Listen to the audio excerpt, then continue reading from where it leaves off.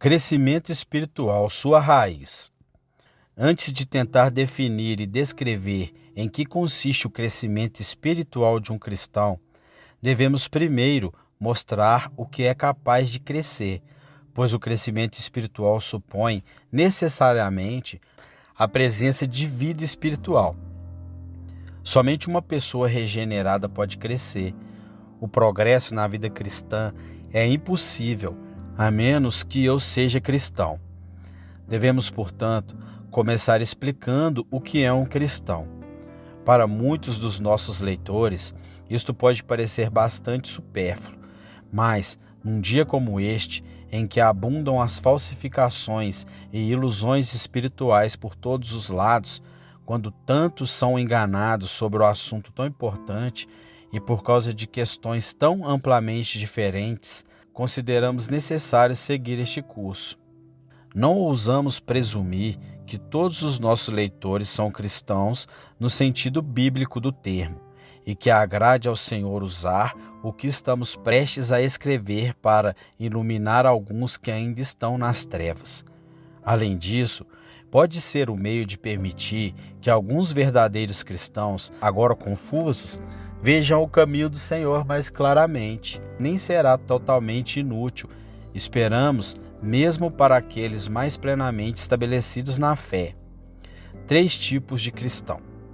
Falando em termos gerais, existem 3 tipos de cristãos: os criados por pregadores, os criados por eles mesmos e os criados por Deus.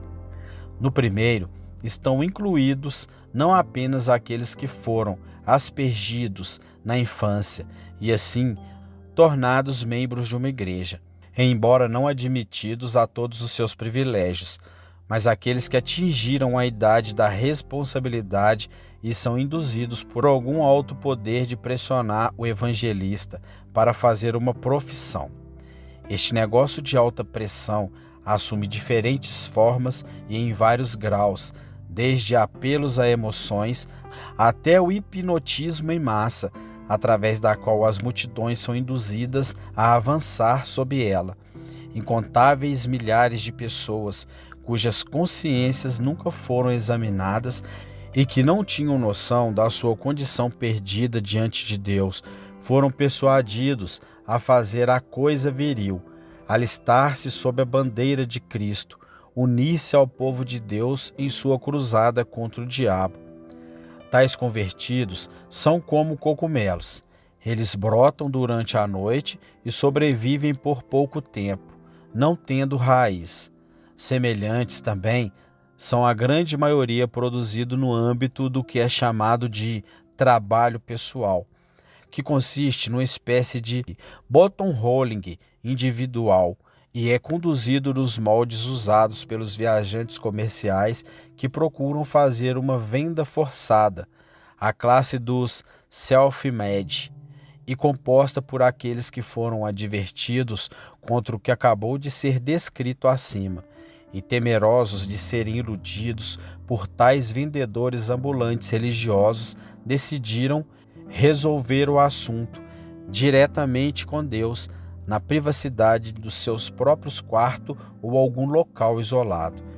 Eles foram informados de que Deus ama a todos, que Cristo morreu por toda a raça humana e que nada é exigido deles a não ser a fé no Evangelho.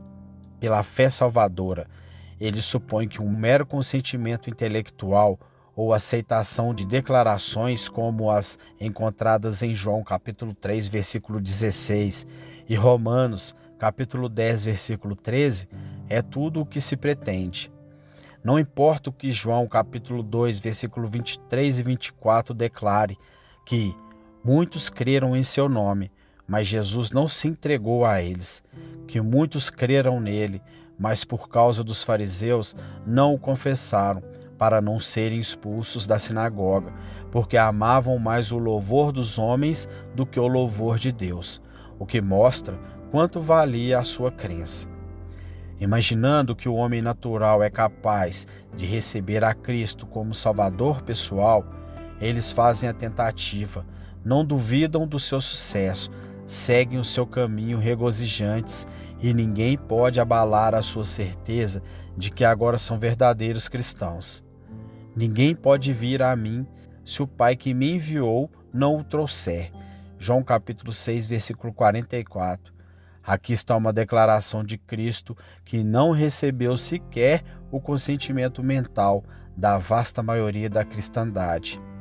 É demasiado humilhante para a carne ser aceito por aqueles que desejam pensar que a definição do destino eterno de um homem está inteiramente em seu próprio poder.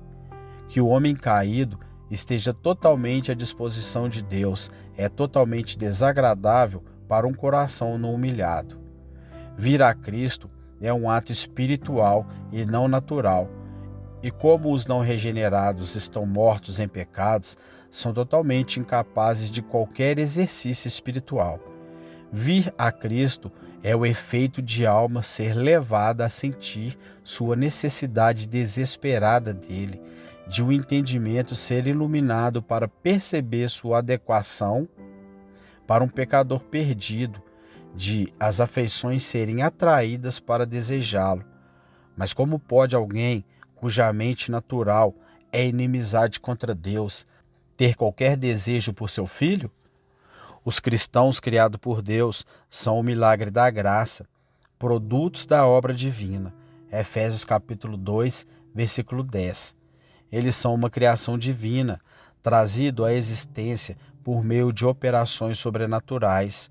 Pelo novo nascimento, somos capacitados para a comunhão com o Jeová triuno, pois é a fonte de novas sensibilidades e atividades. Não é a nossa velha natureza melhorada e estimulada em atos espirituais, mas em vez disso, é comunicado algo que não existia antes. Esse algo participa da mesma natureza de seu gerador. Aquilo que é nascido do Espírito é Espírito. João capítulo 3, versículo 6. E como ele é santo, aquilo que ele produz é santo. É o Deus de toda graça quem nos traz da morte para a vida. E, portanto, é um princípio de graça que ele transmite à alma e dispõe de frutos que lhe agradam. A regeneração não é um processo prolongado, mas algo instantâneo, ao qual nada pode ser acrescentado e nada pode ser retirado. Eclesiastes capítulo 3, versículo 14. É o produto de um decreto divino. Deus fala e isso é feito, e o sujeito dele se torna imediatamente uma nova criatura. A regeneração não é o resultado de qualquer magia clerical, nem o indivíduo que a experimenta fornece algo para isso. Ele é o destinatário passivo e inconsciente dela. Disse a verdade encarnada, que não nasceram do sangue. A hereditariedade não contribuiu para isso, pois Deus regenerou os pagãos, cujos ancestrais foram durante séculos idólatras grosseiros, nem da vontade da carne, porque antes de essa vivificação divina, a vontade daquela pessoa era inveteradamente oposta a Deus, nem a vontade de um homem. O pregador era incapaz de regenerar a si mesmo, muito menos a outro. Mas a de Deus, João capítulo 1, versículo 13, por seu soberano e poder onipotente. E novamente Cristo declarou: o vento sopra onde quer e você ouve o seu som. Seus efeitos são bastante manifestos, mas não pode dizer de onde ele vem e para onde vai. Sua causa e operação estão inteiramente acima da compreensão humana, um mistério que nenhuma inteligência finita pode resolver. Assim é todo aquele que é nascido do Espírito. João capítulo 3, versículo 8. Não é certos casos excepcionais, mas em todos os que experimentam o mesmo. Essas declarações divinas estão tão distantes da maior parte dos ensinamentos religiosos da época quanto a luz está das trevas. A palavra cristão significa ungido, pois o Senhor Jesus é o ungido ou o Cristo. Esse foi um dos títulos concedidos a ele no Antigo Testamento. Os reis da terra se estabeleceram e os governantes se aconselharam contra o Senhor e contra o seu ungido, ou Cristo. Salmos capítulo 2, versículo 2, Atos capítulo 2, versículo 26 e 27. Ele é assim designado porque Deus ungiu Jesus de Nazaré com o Espírito Santo, Atos capítulo 10, versículo 38, para a indução ao seu ofício e revestimento para o Antigo Testamento. Encontramos isso prefigurado na unção dos profetas de Israel. Seu ofício e revestimento para o desempenho do mesmo.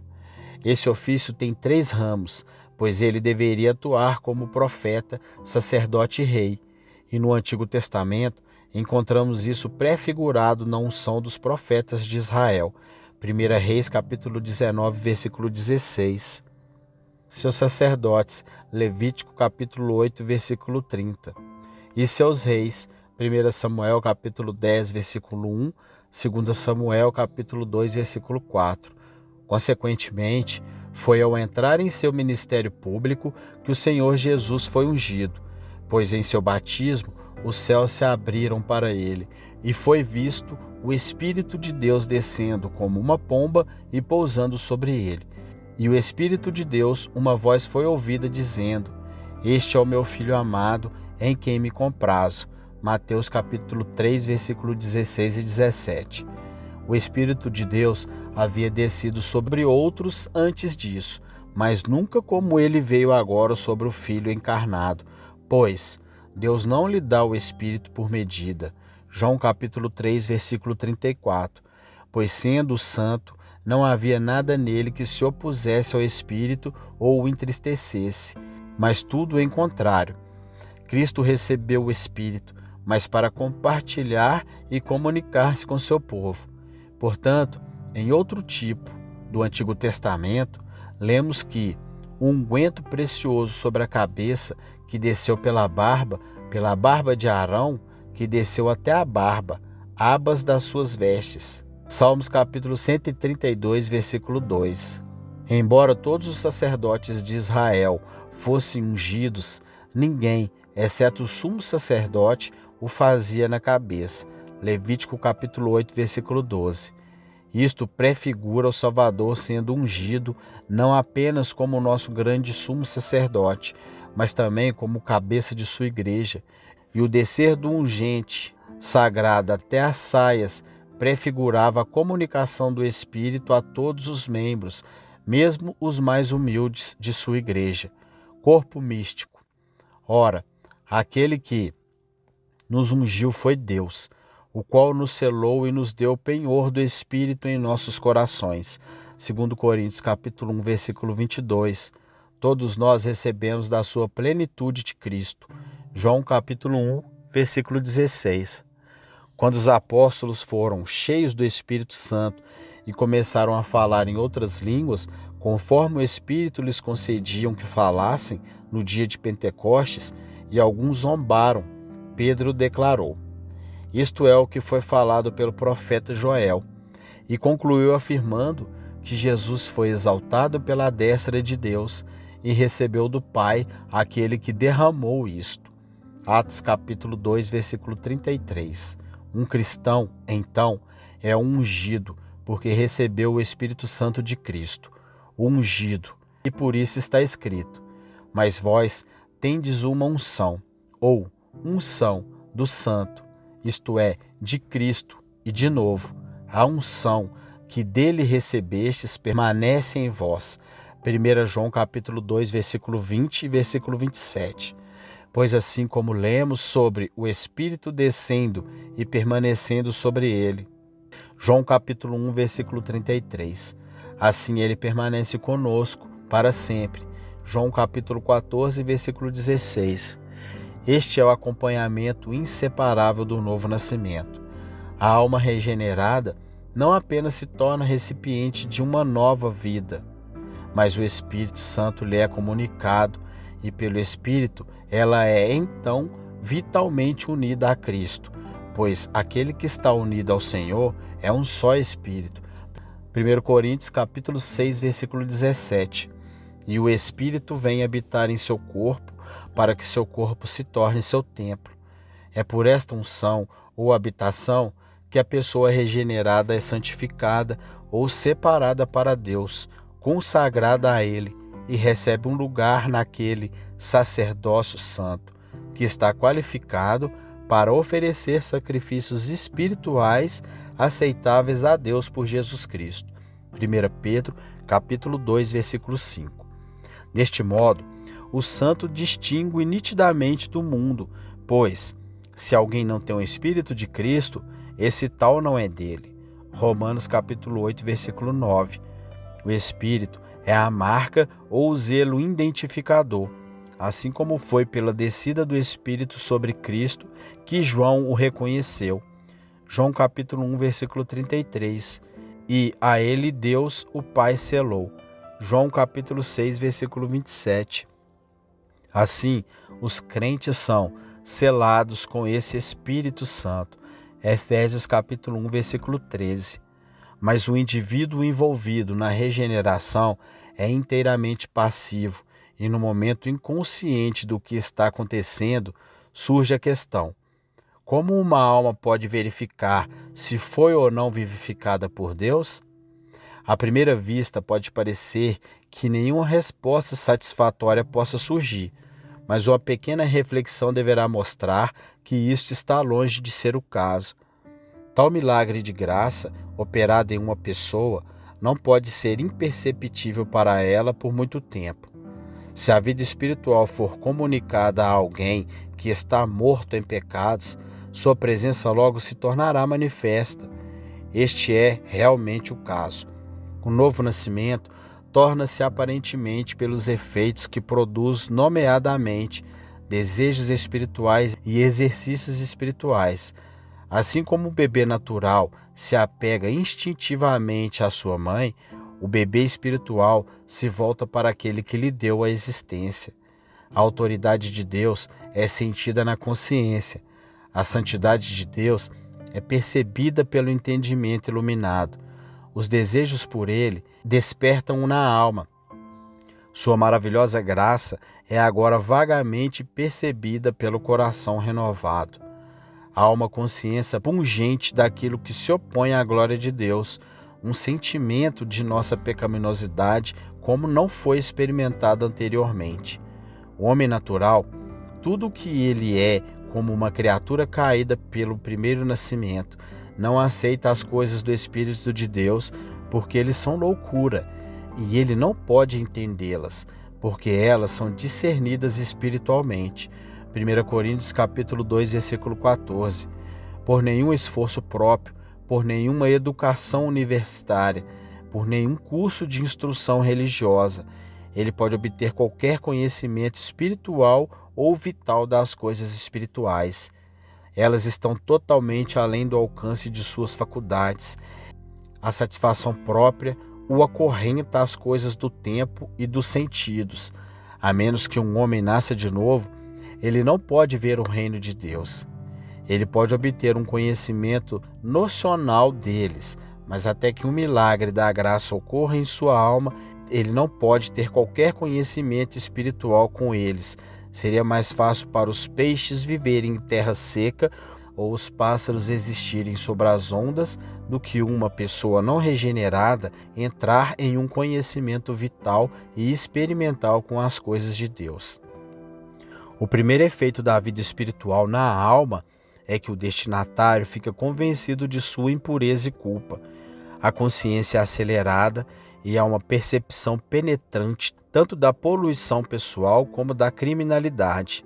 A mente iluminada vê algo da terrível malignidade do pecado, como sendo em sua própria natureza contrária à santidade de Deus e em sua essência nada mais do que uma rebelião arrogante contra ele. Daí surge uma aversão a isso como algo muito vil e repugnante. O demérito do pecado é visto, de modo que a alma sente que provocou gravemente o Altíssimo, expondo a ira divina.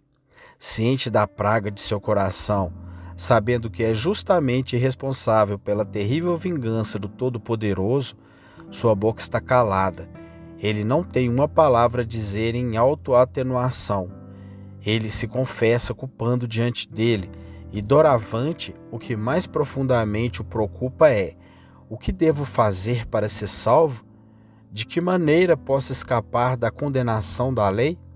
O segundo efeito da vida espiritual na alma é que seu destinatário se torna consciente da adequação de Cristo a um miserável tão vil como ele agora se descobre ser.